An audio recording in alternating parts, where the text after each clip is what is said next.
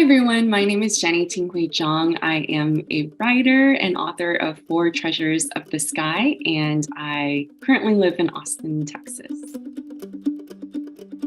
What is my book about? Four Treasures of the Sky is about a young girl named Daiyu who is kidnapped from her home in China, shipped across the ocean in a bucket of coal, and ends up in a brothel in San Francisco. From there, it's about her journey to the American West and her trying to get back home to China. It's set in the 1880s, so against the backdrop of the Chinese Exclusion Act. So not only is Daiyu trying to survive amidst all of this violence in the West, but it's also a question of how does she fully become herself in a world that seeks to destroy her. What are three words that could describe my book? I would say sweeping, devastating, and hopeful. What does my writing routine look like? When I was writing Four Treasures, I was very militant about the writing process. So every day at around 3 in the afternoon, I would be at the desk writing for about 2 to 3 hours. And that was kind of all I would do a day, is just 2 to 3 hours. And I would just do that Monday through Friday. It was truly like a full-time job, but I would give myself the weekends to rest. And that's kind of how I did it for two years. Yeah.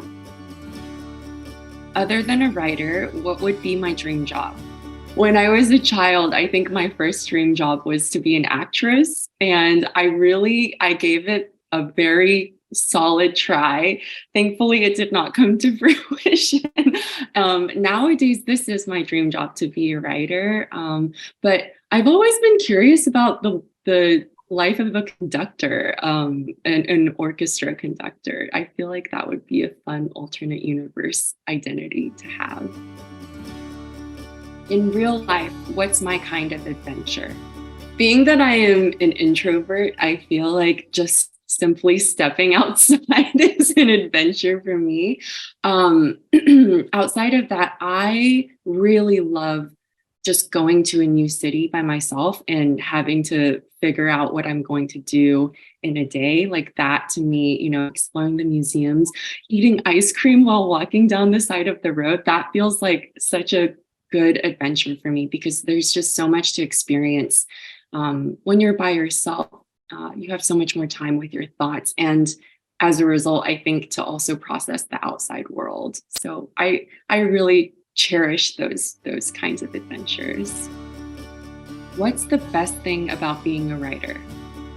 The best thing about being a writer, I've always thought this actually, I think there's never a dull moment in life, because as writers, I think we are constantly just paying attention and being aware and trying to observe the world around us. And so in that way, I don't think as a writer, I find boredom in a day, because everything feels like something to me.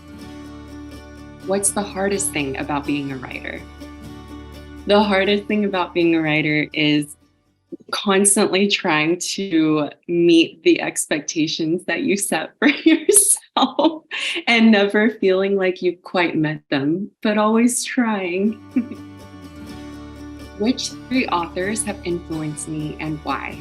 Alexander Chee and Toni Morrison are two authors who, just reading their words, their prose, it's so full of love and also just inherent sadness that that's the kind of writing that makes me extremely emotional and makes me want to be a better writer. So those two in particular.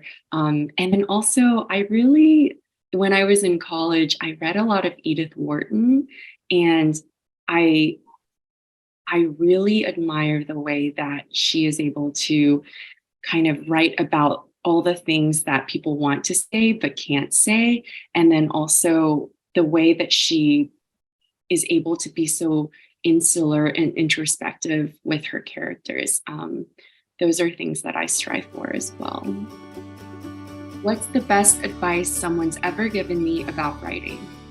I think when I was in my mid 20s, I was working at a tech startup, not doing a lot of writing, and also just being sad about not writing. And I went to see Hanya Yanagihara, the author of A Little Life. She came into town to do a book signing and a talk. And I remember asking her something about, how are you able to balance a job and writing? And she said something to the effect of,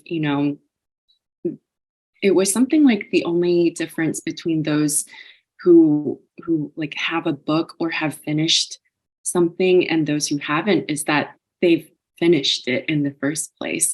And I'm butchering her response totally, but at the time, it was what I needed to hear, in that she was basically saying, you just need to finish. You just need to do it and to finish the work. And to this day, now knowing that that isn't the only difference, of course, but that all I need to do as my first step is to just finish the work, and then I can kind of go back and do what I need to do with it.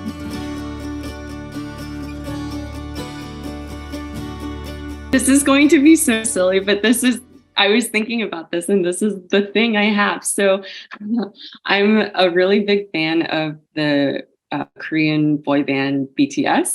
And I have this set of photo cards that a friend gave me, and it's just like different pictures of them, different photo shoots, etc.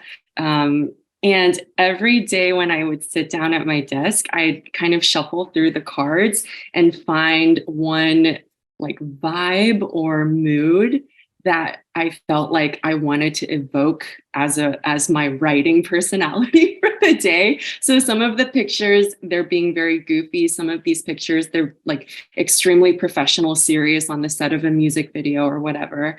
And so I would just shuffle through and put one that I wanted to evoke and just set it in front of myself. And it kind of felt like I was being seen by them.